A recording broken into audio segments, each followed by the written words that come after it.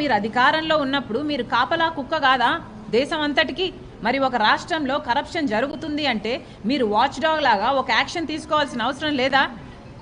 అప్పుడేమో మీకు దత్తపుత్రుడు, ఇప్పుడేమో కరప్షనా? ఈ కరప్షన్ మీకు మరి ముందే తెలుసుంటే ఎందుకు ఏ యాక్షన్ అయినా తీసుకోలేదు? ఒక కాగైనా, ఒక ఈడీ అయినా, ఒక సిబిఐ అయినా ఒక్క ఎంక్వైరీ అయినా వేశారా మీ దత్తపుత్రుని ప్రభుత్వం మీద?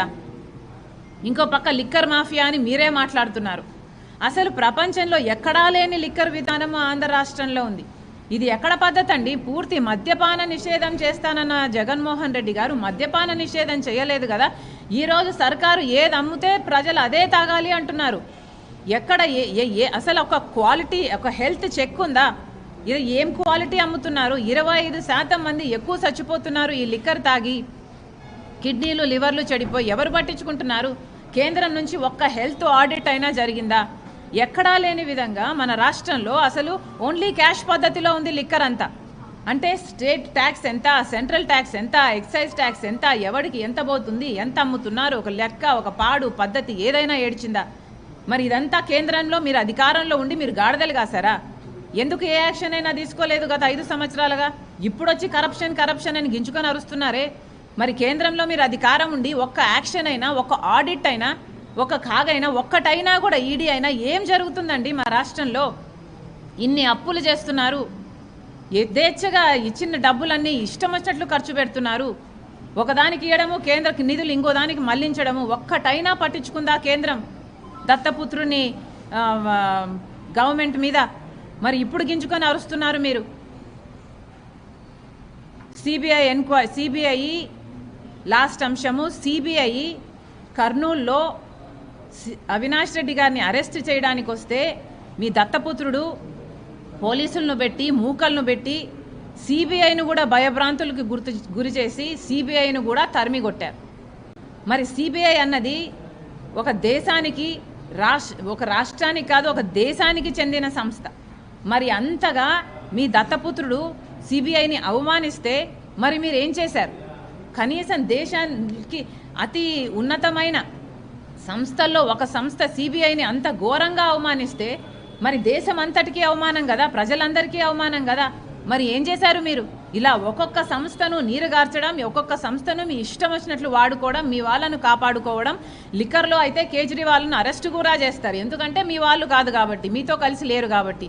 ఇక్కడ ఏ అరెస్టులు కావు, ఎందుకంటే జగన్మోహన్ రెడ్డి గారు మీ దత్తపుత్రుడు కాబట్టి. మోడీ గారు ఎంతైనా ఆంధ్ర రాష్ట్ర ప్రజలకు క్షమాపణ చెప్పాలి. ముందు లిఖితపూర్వకంగా క్షమాపణ మీరు రాసివ్వండి, మీరు ఒక అఫిడవిట్ సైన్ చేసి ఇవ్వండి అని కాంగ్రెస్ పార్టీ డిమాండ్ చేస్తుంది. థ్యాంక్ యూ అమ్మా, థ్యాంక్ యూ వెరీ మచ్.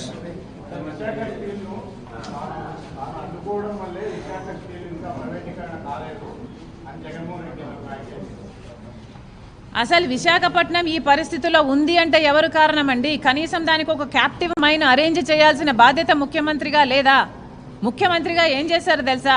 మొన్న విశాఖపట్నం స్టీల్స్కి మేము ముఖ్యమంత్రి విజిట్ తర్వాత మేము విజిట్ చేస్తే అక్కడ వాళ్ళు చెప్పిన విషయము, అమ్మా మేము ముఖ్యమంత్రికి చెప్తే ఓ అవునా ఇది నష్టాలలో ఉందా అని అడిగాడు అని అంటున్నారు. అంటే ముఖ్యమంత్రి హోదాలో ఉన్నవాడు విశాఖ స్టీలు ఏ పరిస్థితిలో ఉందో కూడా తెలియదా? వాళ్ళు ఎన్ని రోజుల నుంచి ధర్నాలు చేస్తున్నారో తెలుసా, నిరాహార దీక్షలు చేస్తున్నారో తెలుసా? ఇప్పటికి 1000 రోజులు పైనే దాటిపోయింది. మరి మీ రాష్ట్రంలో అన్ని రోజుల పాటు తిండి లేకుండా ధర్నాలు చేస్తుంటే మీకు అంతమంది 30,000 ఎంప్లాయీస్ ఉన్న ఇన్స్టిట్యూట్ అది. అలాంటి ఆర్గనైజేషన్లో ఏం జరుగుతుందో మీకు తెలియదా? కనీసం జీతాలు లేవు అని వాళ్ళు కంప్లైంట్ చేస్తే మీ భూములు అమ్ముకొని జీతాలు ఇచ్చుకోండి అని చెప్పారు. భూముల మీద ఉన్నంత శ్రద్ధ మనుషుల మీద లేదా? ఎంప్లాయీస్ మీద లేదా? ముఖ్యమంత్రి హోదాలో ఉన్న వ్యక్తి మాట్లాడాల్సిన మాటలేనా ఇవి? రాజశేఖర రెడ్డి గారు తండ్రి రాజశేఖర రెడ్డి గారు మరి ఏం చేశారండి? రాజశేఖర రెడ్డి గారు విశాఖ స్టీల్ కోసం నిలబెట్టడానికి డబ్బులు ఇవ్వలేదా ఆ రోజు? మరి మీరెందుకు ఇవ్వటం లేదు? ఇవ్వకపోగా ఓ అవునా అని మాట్లాడే మీలా మాట్లాడేది ముమ్మాటికి అంతా బోగస్సే. విశాఖ స్టీలు ఇలాగే కేంద్రంలో బీజేపీ, రాష్ట్రంలో వైసీపీ ప్రభుత్వం కొనసాగితే విశాఖ స్టీలు అమ్ముడు పోవడం ఖాయం.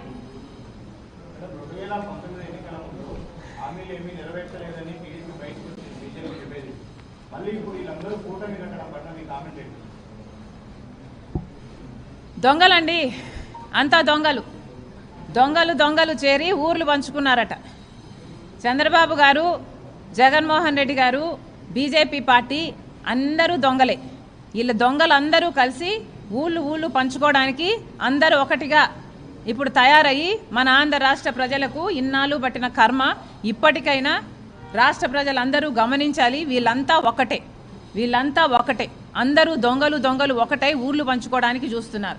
గత 10 సంవత్సరాలు తిరిగేసి చూసుకుంటే అసలు మన రాష్ట్రం ఎక్కడ ఉన్నింది, ఎక్కడ బిగిన్ అయింది 10 సంవత్సరాల కింద, ఇప్పుడు ఎక్కడ ఉందో ఒకసారి చేయండి. అసలు ఎక్కడ వేసిన గొంగలి అక్కడే ఉంది. 10 సంవత్సరాలుగా ఏం సాధించామండి మనము? ఒక రాజధాని అయినా సాధించామా? ఒక ప్రాజెక్ట్ అయినా పూర్తి చేసుకున్నామా? రాజశేఖర రెడ్డి గారి జలయజ్ఞంలో ప్రాజెక్టులు జగన్మోహన్ రెడ్డి గారు నవరత్నాలలో పెట్టారు. రాజశేఖర రెడ్డి గారు 54 ప్రాజెక్టులు మొదలు పెడితే వాటిలో 12 ప్రాజెక్టులు రాజశేఖర రెడ్డి గారు పూర్తి చేస్తే మిగతా 42 ప్రాజెక్టులు జగన్మోహన్ రెడ్డి గారు అధికారంలోకి వచ్చిన వెంటనే పూర్తి చేస్తామన్నారు. మరి 42 ప్రాజెక్టులు కన్న తండ్రి డ్రీమ్ ప్రాజెక్టులు, ఇవన్నీ నవరత్నాలలో పెట్టిన ప్రాజెక్టులు, వాళ్ళ పార్టీ నవరత్నాలలో పెట్టిన మేనిఫెస్టోలో పెట్టిన ఈ అంశం కూడా నెరవేర్చలేదు అంటే ఇక మీరు ఏం చేసినట్టు? 42 ప్రాజెక్టులలో జగన్మోహన్ రెడ్డి గారు సమాధానం చెప్పాలి. మీరు సగం చేశారా, కాలు చేశారా, 10వ వంతు చేశారా, ఏం చేశారండి?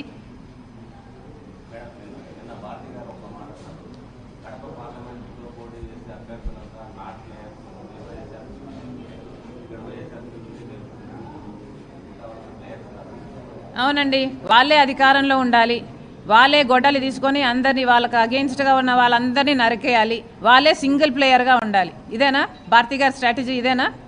అంతే కదా, గొడ్డలితో మిగతా వాళ్ళందరినీ నరికేయండి, మీరే సింగిల్ ప్లేయర్గా ఉంటారు. అప్పుడు ఈరోజు అవినాష్ రెడ్డి గారు ఊరు దాటిపోవడానికి ఇక ఓటమిని ఒప్పుకునే పరిస్థితికి వచ్చి పాస్పోర్ట్లు కూడా తయారు చేసుకుంటున్నారు.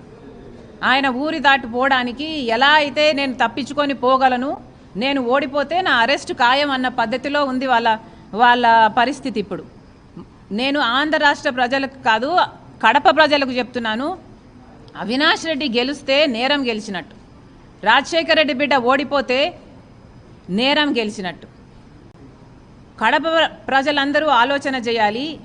మీ ఎంపీని కలవడానికి మీ జిల్లాలోనే మీకు వీలుండాలి అంటే రాజశేఖర రెడ్డి బిడ్డకు ఓటేయండి. మీ ఎంపీని కలవడానికి మీరు జైలుకి వెళ్ళాలి అంటే అవినాష్ రెడ్డికి ఓటేయండి. Thank you.